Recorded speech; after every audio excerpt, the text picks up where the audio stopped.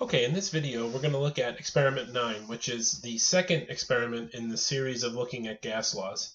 And this is the experimental determination of the value of R.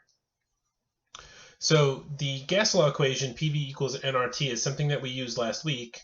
And we were primarily looking at Boyle's and Charles' law, Boyle's and Amonton's law, along with determining the molecular weight of a gas. So that's what we did last week.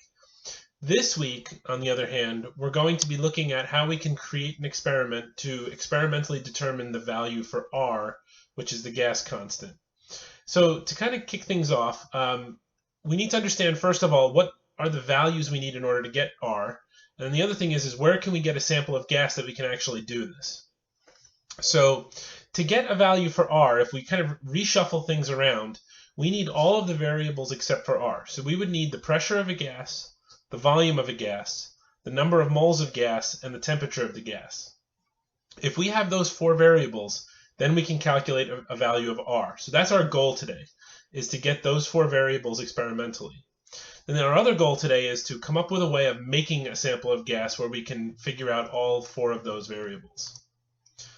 So how can we make a gas? So the reaction we're going to use to produce a gas today is going to be the decomposition of potassium chlorate. So potassium chlorate is KClO3, and we are going to heat it up and we're going to decompose it into potassium chloride and oxygen gas. So the first question that we should cover is, what type of reaction is this? Now, we've looked at a whole series of reactions in chapter 4, and this is one that's in there but is hidden in the relatively large section of redox reactions. This one is called a decomposition reaction. It's a decomposition reaction because we are taking potassium chloride and breaking it down into two other things, potassium chloride and oxygen gas. It's also called a disproportionation reaction because we are reacting KClO3 with itself, and in essence KClO3 is acting as both a reducing agent and an oxidizing agent, because over here where we have Cl that's in a relatively high oxidation state, and over here we have Cl that's in a relatively low oxidation state, and then we're making oxygen gas. So these are reacting with each other, and one is acting as an oxidizing agent and one is reacting as a reducing agent. So why do we need the MnO2? So the little delta sign here means that we are heating the sample. And the MnO2 in this case, if you read the lab manual, is acting as a catalyst for this reaction. So if you were to heat KClO3 up, and we're actually going to look at what happens when we heat KClO3 up. If you were to heat this up with a Bunsen burner, in the absence of a catalyst, it would just melt into a liquid. It would not do any kind of chemical reaction, at least not at the temperatures at which a Bunsen burner could heat it up to, and not on the time scales of this experiment. Meaning, if you heated it up for long enough, it would eventually all react. But since we want this to react relatively quickly in a short period of time, we're going to use a catalyst which speeds up the reaction. So a couple of things to remember about catalysts. We are going to add the catalyst and the KClO3 together into a test tube. Now, what makes it a catalyst is that it's not used up in the reaction. So at the beginning of the experiment, we're going to have MnO2, and at the end of the experiment, we're also going to have MnO2. So it's just there to help facilitate the reaction. Now, let's ask another question. What type of chemistry could this reaction facilitate? So KClO3 is known as an oxidizing agent. It's an oxidizer. It's a very powerful oxidizer, meaning it's very, very good at stealing electrons from other things. And you can kind of see that because when it decomposes, it produces oxygen gas, and we know oxygen gas is the quintessential oxidizer in sort of nature. So oxygen gas is a very powerful oxidizing agent, and that's why things like rust forms on metal when you leave it out in the humidity, because there's oxygen in the atmosphere. So now let's take a look at the power of this reaction as an oxidizer. So what we're going to, normally when I would do this in my lab section, I would actually show this as a demonstration. So we will show it as a demonstration here today, but in video form. So to demonstrate the power of potassium chlorate as an oxidizing agent, we're going to kill a gummy bear. So if you think about it, gummy bears have a lot of sugar in them, a lot of carbohydrates. And carbohydrates are rich in electrons. This is actually what happens basically when you eat them as food. So this reaction is a demonstration of what happens when we eat gummy bears. We take the gummy bear and we oxidize it, and that oxidation process is what gives us energy. Instead of oxidizing it with perchlorate, our cells oxidize it through the mitochondria, and we form ATP and things like that. So, but just to show you this will also show you how much energy is stored inside of a gummy bear. If you think about it, a little tiny gummy bear you don't think of as having a lot of energy, but when we react it with potassium chlorate and we release the energy that's stored in the bonds, you'll see how much energy is actually released. So this is the poor gummy bear that's going to get it. And so what they did was they took potassium chlorate, and we're just going to kind of go back for a second. So they took potassium chlorate, they heated it up, and they got it into a liquid. So this is potassium chlorate as a liquid. And notice that it's not doing very much in the way of reacting right now. There's a little bit of bubbles coming off, but it's not very rapid. So we have this liquid potassium chlorate, which we're going to add the gummy bear to.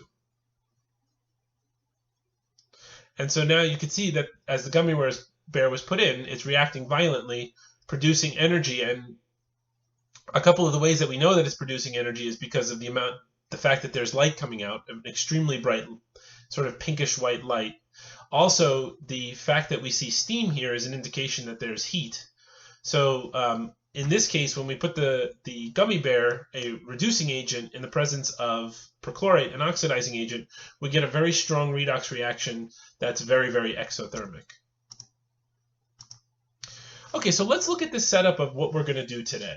So what you would have done in the lab if you were doing experiment 9.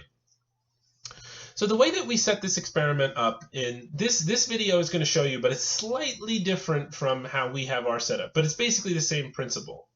So what we're going to do is we're going to take our potassium chlorate, our oxidizing agent, which produces oxygen when we heat it up in the presence of a catalyst.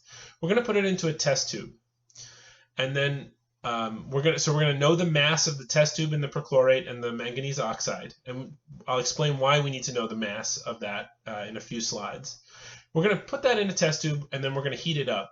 And you'll notice that this test tube is sealed, and it has a little tube that runs into a collection vessel that's filled up with water.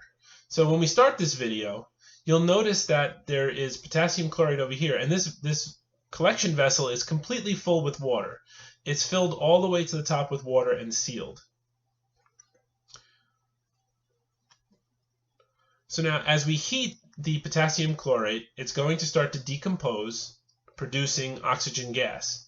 And you'll notice over here, as it decomposes, the oxygen gas bubbles into our collection vessel, displaces the water, and then we can measure the volume of oxygen gas that's produced. So that's an important parameter. We now have, so we're going to pause it there for just a second. So now we have a couple of different parameters. From the mass loss that we have here, we know how much oxygen gas is produced, and we can get the number of moles. By measuring the volume of gas that's produced, we can get the volume. The other parameter that we can measure also is the temperature of that gas, and it turns out that the temperature of the gas is going to be the same temperature as the temperature of the water. So we'll talk about that in a second. So now we have 3 of the 4 variables that we need from this experiment. But let's look at what's going on with the total gas pressure. So because we need to also know the pressure. So if we look at the gas mixture that's sitting above that water, there are 2 gases in the water. There's oxygen gas that we just produced, but there's also some water vapor that is collected. And that's just because when we collect a gas over water, water has a vapor pressure, which is a small amount of evaporation of water into the gas mixture. So we have to account for that.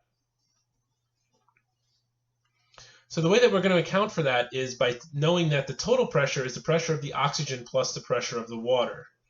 So if we can look up, so let's pause it here. If we look up the vapor pressure of water, which we can get from the table in the textbook, we can take the total pressure, which is the atmospheric pressure. That's the pressure at which, because the pressure of the gas and the external pressure are equalized, we can say that the outside pressure is the same as the pressure of the gas that we collect. And then we can subtract away the vapor pressure of water to get our pressure of oxygen. So we'll take a look at that as we go through the data analysis also. So now from those variables, from the barometric pressure and the vapor pressure of water at the temperature that we're at, we can then get the pressure of the oxygen, which is the fourth and final variable we need to calculate the value of R. Okay. So let's look at how we're going to get the value of R. So what do we need? So we need the pressure, the volume, the number of moles, and the temperature. So in the first step of this experiment, I mentioned that we took the mass of the potassium chlorate, the manganese oxide, and the test tube before the reaction. So we're going to use what we call conservation of mass to get the mass of O2 produced and the number of moles. So before the reaction starts, we have our test tube. So we put in this test tube our potassium chlorate, our manganese oxide, and the test tube, and we put that on the balance. So we're going to get a number for that mass. And then after the reaction, what has happened is the oxygen has gone away. Now what we have is the test tube plus the mass of the KCl that's left over, plus the mass of the MnO2. Remember, MnO2 is a catalyst, so it's not used up in the reaction, so that's going to be there also. So the difference here is that we have KClO3 and KCl. So by subtracting the mass before the reaction from the mass after the reaction, or vice versa, I should say, subtracting the mass after the reaction from the mass before the reaction, we can get the difference, which is the mass of oxygen that we collected. And then from the mass of oxygen, we can get the number of moles of O2 from the mass. So you can use the mass to calculate O2. And remember, O2's molecular weight is 32 grams per mole, not 16 grams per mole. Oftentimes we'll see students mistakenly put in 16 grams per mole, which accounts for only one oxygen. Okay, so when we did our experiment today, you went up to the balance, and the mass of the test tube with the chlorate with the MnO2 was 32.3840 grams. And then the mass of the test tube after the reaction was 32.2647 grams. So the difference between these two is going to be the mass of oxygen that was produced. And then we can get the number of moles from that. Okay, so now let's look at our actual experimental setup. So this is the second part of the experiment, and this is how we're going to get the volume, the pressure, and the temperature.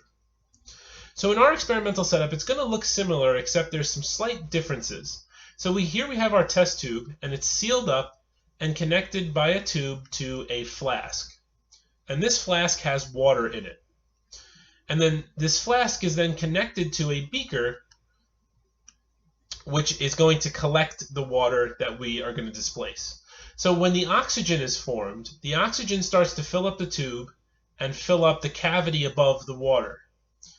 So as this cavity fills up, the oxygen gas is going to push down on this water and displace it into our beaker. So whatever volume that's added to this flask is going to push an equal amount of volume of water out, which we can collect in the beaker. Now you should note that this tube, in the procedure of the experiment, we completely fill this tube to begin with water. So that just allows us to make sure that we are not losing any gas as the water gets pushed across. So, but the volume that's displaced in this flask is going to be equal to the volume of water that's pushed over into the beaker. Okay, so let's look at the first variable, which is the pressure. So the pressure of the gas is equalized to the atmospheric pressure. So we do a process where we lift this beaker up and we get the water levels to be the same height. And in doing that, that allows the outside pressure and the inside pressure to become the same, basically to be equalized. So the pressure that's outside during this virtual experiment was 29.88 inches of mercury. So you're going to convert this to millimeters of mercury using the constant 2.54 centimeters per inch. So that's going to allow you to get to centimeters and then to millimeters. Now, one thing you have to remember is that this atmospheric pressure inside this flask, the pressure inside this flask is not just the oxygen gas, it's also the water vapor that's in there as well. So we have to do that calculation that we did in the video where we take the atmospheric pressure and we subtract away the vapor pressure of water at this temperature to get the pressure of the oxygen gas. And that is what you're going to use in your calculation for the pressure of O2. Okay, so the volume is a pretty simple one. The volume is whatever water gets pushed over into this beaker by displacement. So as the volume in the flask is displaced, we generate an equal amount of water in this beaker. So how can we measure the volume? It's very simple. What we do is we take this beaker, we pour it into a graduated cylinder, and we measure the volume from the graduated cylinder. So from the graduated cylinder, we get 94.8 milliliters. So that's what you would have measured in your graduated cylinder at the end of the experiment. And the temperature is also a pretty simple one. The temperature of the gas is going to be the same as the water. Remember, the gas that is in this flask that's being displaced by the oxygen has been sitting and equilibrating with the temperature of that water for a very long period of time before the experiment starts. Everything is at room temperature, basically, for the most part. So the temperature of the gas and the water should be the same, and both are at room temperature. And that is 24.2 degrees Celsius today. So that's what we're going to put into our data sheet. Okay, so let's take a look at the data sheet. So you have a custom data sheet again where we've put the data in for you. So in this custom data sheet, what you're going to have is you're going to have the mass of the test tube and the perchlorate and the MnO2. That's 32.3840 grams. And then after the reaction is complete, we've lost our oxygen gas, so the mass goes down, and then we get 32.647 grams. So we can get the mass of oxygen produced by taking the difference between those two. You used your thermometer to measure the temperature of the water, which was 24.2 degrees Celsius. And this is important for two reasons. This is not only the temperature that we need, but this is also going to allow us to get the vapor pressure of water. So we'll talk about that in a second. As I said, the volume of water that you collected was 94.8 mils, which is equal to the volume of the oxygen gas. This line here is a mistake in the book, so you can ignore that line there. And then the barometric pressure that we measured was 29.88 inches of mercury. Now we have to convert this 29.88 inches of mercury into atmospheres. We're going to talk a little bit about the units in just a second, but we have to make sure that we get all the units right. So now how are you going to get the vapor pressure of water? There is a table in the book. There's a couple of them. Let me just look up the one that I had. Okay. On page 107, there's a nice table of vapor pressures of water at various temperatures. So our temperature is 24.2 degrees Celsius. So that's close enough to 24 degrees that you can read off the value for the vapor pressure of water from 24 degrees. And that will be in millimeters of mercury. So now we have that. So to get the pressure of the oxygen gas, we have to take our barometric pressure in atmospheres, our vapor pressure, which we're going to have to convert to atmospheres also, and then subtract the two to get the difference. So we take the vapor pressure of the water away from the total pressure to get the pressure of oxygen. Okay, so then to calculate the gas constant, R, from the ideal gas law. So our pressure is going to be the pressure of oxygen gas that's calculated in 12. Our volume, and that has to have units of atmospheres. Our volume is going to be the volume that we have in line 9, except we have to convert this and make sure that we convert this into proper units of liters. The number of moles is going to come from our mass of oxygen, which we're going to convert using the molecular weight of oxygen to get a number of moles. And the temperature is going to be our 24.2 degrees Celsius, but we have to convert this to Kelvin. The proper units for this should be in liters, atmospheres, and moles in Kelvin. Okay, so then the next part of the data sheet is using the van der Waals equation to calculate R. So I have the van der Waals equation here. In the van der Waals equation, it accounts for two different properties of gases that can stray from ideality. So you guys remember from chapter 5 that ideal gases, the assumption is basically that they don't interact with each other, meaning there's no intermolecular interactions, and that there's no that the particles don't take up any volume. Now those two assumptions are pretty good for most gases. However, every gas in reality has some, whether it's small or large, deviation from ideality. Oxygen, we're going to find out, has a very small deviation for ideality, especially at the pressures that we experience under ambient conditions, like 1 atmosphere. So we have to account for those two changes. So in one side, we have to account for the change in the pressure, and this is due to the fact that the molecules do have a tiny little bit of intermolecular interactions, which cause them to have slightly less than perfectly elastic collisions. So if there's slightly less than perfectly elastic collisions, we have to account for that because the pressure is based on the force applied by those collisions. So we use this A term, which is one of the van der Waals constants for oxygen, and you can look this up. This is on page 104 of the textbook. So this A term can be used to compensate for that. And then we also have to account for the fact that the molecules have some volume, and this is the B term. Now, one thing that you should make sure is that these terms, the units of these terms, may not necessarily match the units that you're going to be plugging in here based on R. Like if you look, centimeters cubed is not a standard unit of R. So this will have to be converted to a proper unit of R when you're using this. So essentially this just becomes a plug and chug problem. You have your pressure, you have your volume, you have all the variables, and then you're just going to compensate by using the values of A and B in this equation. So then you're going to write your number down in 14 from the van der Waals equation. Okay, now the last part of this is the data analysis and the error analysis. So what the textbook is trying to do is it's trying to show you how the uncertainty in the measurements that we take can lead to uncertainty in the value of R that we calculate. So you're going to look at example 9.1, which shows the exact process for estimating the error. So this is all shown in the textbook in example 9.1. You can find that and look at it. Now, there is one number that we have to replace because our ability to measure pressure is only goes out to plus or minus 0.1 millimeters of mercury. I think they have something different in the textbook. So when it comes to the pressure variation, you're going to use 0.1 millimeters of mercury.